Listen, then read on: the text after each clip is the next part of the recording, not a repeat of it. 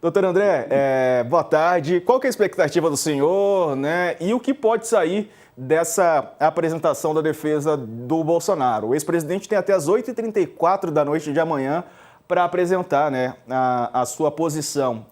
Ele pode sair, né, da prisão domiciliar, ser levado para um outro local. O que pode acontecer, professor? Boa tarde mais uma vez. Boa tarde. Bom, sim, eu acho que quando o ministro Alexandre de Moraes o intima para, em 48 horas, apresentar esclarecimentos sobre fatos que até então eram desconhecidos, mas que, pelo se apreende do relatório da Polícia Federal, indicam, ou menos sugerem, descumprimento de medidas cautelares, né, um descumprimento reiterado de medidas cautelares alternativas à prisão preventiva, vamos sempre lembrar isso, né, são medidas que são uma alternativa à prisão preventiva, uma medida mais grave. Então, realmente, se ele não tiver uma boa justificativa para esses descumprimentos, existe a possibilidade, sim, de que ele saia da prisão domiciliar, que já é uma medida, diria eu, bastante condescendente e branda do ministro Alexandre de Moraes e finalmente seja preso preventivamente. Ótimo. Doutor André, a defesa falou que jamais o Bolsonaro descumpriu qualquer medida cautelar. E aí eu pergunto, né, e o que mais a defesa poderia dizer? Né? Está no copia e cola. É chamada causa perdida. Parece que a defesa jogou a toalha, né? Se o senhor tivesse no lugar da defesa, que argumento o senhor poderia usar? Olha, Ricardo, assim, eu naturalmente eu não posso comentar a defesa propriamente dita, né? Isso aí eu tenho até um impedimento ético de dizer. Não sei se eu estaria nesse lugar, vou ser bem sincero, mas não posso dizer se jogar a toalha, se o argumento é bom ou ruim. Naturalmente, eles vão negar, isso é o esperado.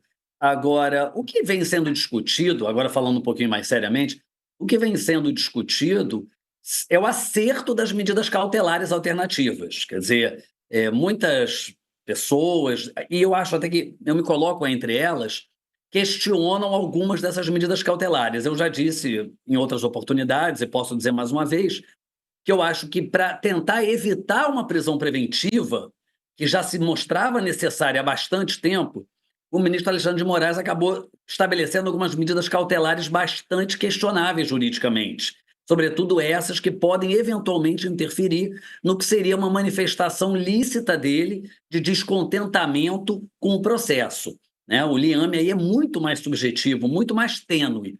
Então eu imagino, e estou aqui no campo da especulação, que a defesa vai tentar dizer que ele realmente não descumpriu, porque ele estaria exercendo um direito que é garantido a todos, de questionar, de se, diria eu, indignar com o que entende ser injusto. Agora, um dado é concreto. Se existe uma medida cautelar, por mais que se discorde dela, se ela estiver em vigor e for descumprida, isso é hipótese de decretação de prisão preventiva. Pois é, esse relatório divulgado, né, ele mostra que, mesmo proibido de usar as redes sociais, Jair Bolsonaro encaminhou centenas de vídeos e mensagens de apoio a manifestações e ataques, né, a ministros do Supremo Tribunal Federal, isso para centenas de pessoas. Segundo os investigadores, a estratégia era manter vivas as narrativas golpistas, reproduzindo o padrão das chamadas milícias digitais. Para a PF, Bolsonaro tinha o objetivo de burlar a ordem de proibição na retransmissão, né, de conteúdos imposta pela Justiça de propósito. O relatório apresentado ao Supremo mostra que o ex-presidente compartilhou várias vezes conteúdos para mais de 300 destinatários. Alguns vídeos eram das manifestações de 3 de agosto. Outro falava sobre as sanções dos Estados Unidos ao ministro Alexandre de Moraes. E o modus operandi do ex-presidente é o mesmo daquele das milícias digitais, segundo escreveram os investigadores. Está vendo aí prints, né, das mensagens que foram encaminhadas pelo ex-presidente e também tem aí uma conversa, uma orientação do Silas Malafaia para Bolsonaro mandar as mensagens. Atenção, atenção, se possível postar esse vídeo amanhã, segunda às 9 horas ou qualquer horário depois das 9, disse o Malafaia. Agora, André, essas mensagens, elas configuram realmente descumprimento de medidas cautelares? Eu não estou querendo ficar em cima do muro, não é do meu feitio, mas, de novo, é muito difícil de dizer. Porque, veja só, Eu poderia, se eu estivesse sendo processado, mandar mensagens para todas as pessoas que eu conheço, dizendo: olha que absurdo, vejam como eu tenho apoio, quanta gente está vendo o absurdo. Isso não é, evidentemente, proibido. Agora, quando há uma terceira pessoa, que é o pastor Silas Malafaia, o orientando sobre como fazer organicamente a disseminação desses vídeos, dessa narrativa, dessas mensagens, a gente pode sim ter já uma intenção de pressionar o julgador, de trazer aquela situação, né, de obstrução da investigação e da justiça. É uma interpretação que vai ter que ser feita com muito cuidado pelo ministro. Não é algo, eu não diria que é algo absolutamente flagrante e evidente. Eu acho que há indícios, sim, de que a atuação dele é orgânica, ela é intencional. Mas eu não acho que o fato por si só aponte para isso. Eu acho que tem que interpretar todo o contexto das mensagens, né? Doutor André, depois de todas essas revelações, novas revelações feitas pela Polícia Federal, o senhor acha que o ex-presidente Bolsonaro está mais perto de uma prisão preventiva agora? Ah, não tenho dúvida, não tenho dúvida. É assim, de novo, estamos especulando, mas para mim é muito, muito nítido que o Supremo Tribunal Federal está tentando a todo custo evitar a prisão preventiva, porque na sentença vai prendê-lo para cumprir a pena. Eu acho que fica mais difícil, e aí sim, Ricardo, é que em caso de condenação, ele tenha direito a cumprir a pena em regime domiciliar. Eu acho que isso vai criando um cenário muito ruim. Eu acho, por exemplo, que a narrativa, pelo menos do que eu vi no relatório, dele dizendo que vinha conversando com ministros do Supremo Tribunal Federal, o coloca numa posição extremamente desconfortável, porque os ministros vão ter que dar uma resposta a isso.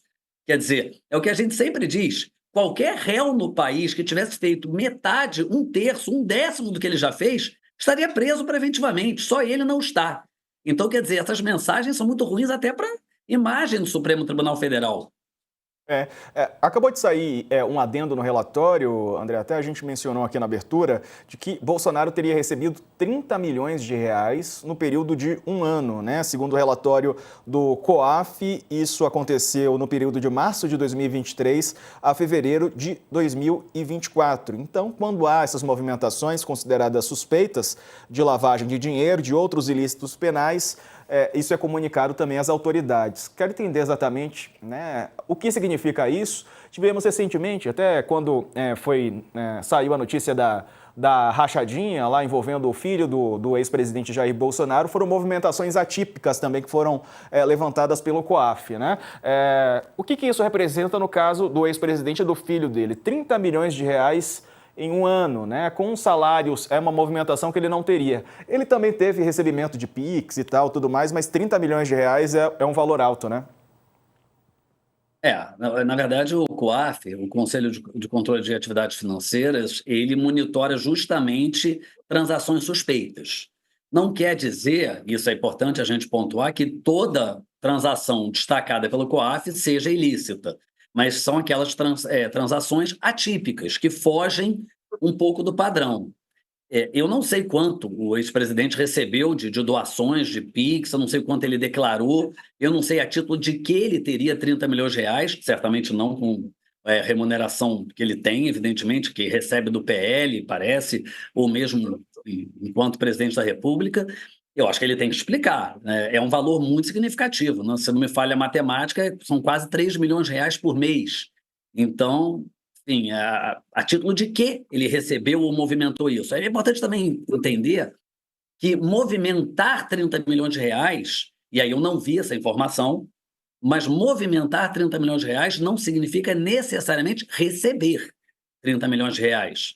Então, é comum, não é raro, nós temos situações em que a pessoa, por exemplo, tem um investimento aplicado, vamos imaginar, de 5 milhões de reais, o investimento vence, ele entra na conta, é um crédito, e aí ele faz a reaplicação. Não sabemos. O relatório aqui diz o seguinte, ó, que o documento levanta que no período de 1º de março de 2023 a 7 de fevereiro de 2024 foram movimentados 30.576.801 reais em créditos e 30.595.430 reais em débitos. Então realmente ele tem que explicar. Fica mais difícil, porque se ele recebeu em um ano 30 milhões e meio, Eu não saberia dizer, né? Cabe a ele explicar.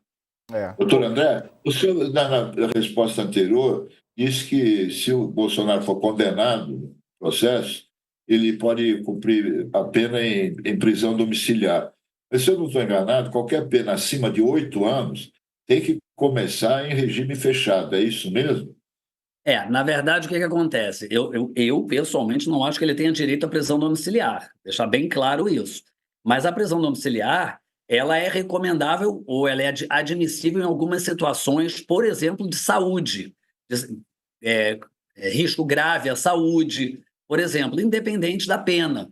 Então, quer dizer, se você tiver um condenado que esteja, por exemplo, em estado terminal de câncer ou com uma doença irreversível, enfim, degenerativa, é uma questão até humanitária.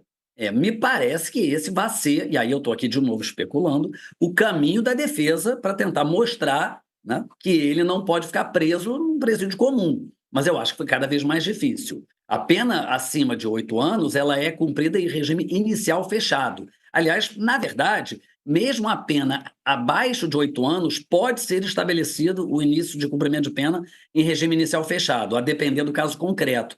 Mas a questão da prisão domiciliar por questões de saúde, ela não se relaciona com a pena, e sim com o quadro clínico, que não me parece ser, pelo menos no momento, não sabemos como é que ele vai estar, mas ele não me parece ser impeditivo, né? Obrigado. E a situação do Eduardo, professor? Porque o Eduardo está lá nos Estados Unidos, também está sendo investigado por coação, né, no curso do processo. O Eduardo, bom, não posso falar por ele, evidentemente, mas me parece muito claro que ele sabe que se ele botar os pés no Brasil, ele é preso, né? Porque se o pai dele já deu muitos motivos para ser preso preventivamente, o Eduardo, ele passeia pelas hipóteses do Código de Processo Penal que a gente ensina em sala de aula para decretar prisão preventiva. Ele, inclusive, confessa isso tudo. Ele diz abertamente isso tudo. Então, enfim, eu não acredito que ele vá voltar. Sinceramente, não me imagino que ele tenha pretensão de voltar. Nem ele, nem o próprio Paulo Figueiredo também, né, que está lá fazendo par com ele nessa campanha. Mas, assim, a situação dele... Enfim, eu acho que só não foi decretada a prisão preventiva, talvez na expectativa de que em algum momento ele volte por algum motivo e aí ele possa ser preso, porque... Sim, os elementos, eu não saberia dizer por que não foi decretada ainda, porque, como eu disse, ele passeia pelas hipóteses do Código de Processo Penal para a decretação da prisão preventiva. Pois é. Mas se for decretada a prisão preventiva dele aqui no Brasil, o Brasil pode pedir a extradição dele dos Estados Unidos? Olha, Ricardo, extradição, na verdade, é um processo, né, de direito internacional que se refere a cumprimento de pena, né? Não se refere necessariamente à prisão preventiva, mas podem haver, e eu não acho que nesse cenário nos Estados Unidos o Brasil teria qualquer êxito em conseguir um acordo de cooperação internacional para que ele ficasse preso preventivamente acautelado lá. Não creio que essa ordem seja cumprida, né? Quer dizer, o governo norte-americano não parece muito ligado às regras do direito brasileiro. É isso. Vamos seguir de olho, acompanhando. Tem mais uma pergunta, coach, ou podemos encerrar? Não pode encerrar. Tá certo. André Perequimanes, professor de Direito Penal da PUC-Rio, obrigado pela entrevista. Professor, um abraço. Eu que agradeço. Obrigado. Boa tarde, coach. Valeu. Obrigado.